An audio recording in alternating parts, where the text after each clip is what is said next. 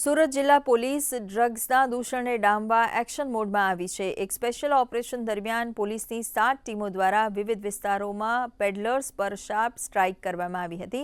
ત્યારે આ કાર્યવાહી દરમિયાન 9 ડ્રગ પેડલર્સની ધરપકડ કરવામાં આવી છે, તો પોલીસે આરોપીઓ વિરુદ્ધ એનડીપીએસ એક્ટ હેઠળ 7 ગુનાઓ દાખલ કર્યા છે।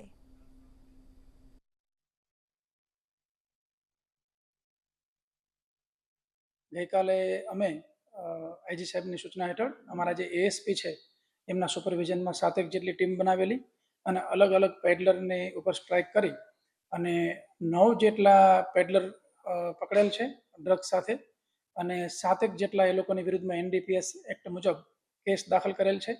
એમાંથી એક પેડલરની વિરુદ્ધમાં ભૂતકાળમાં પણ કેસ દાખલ થયેલ છે।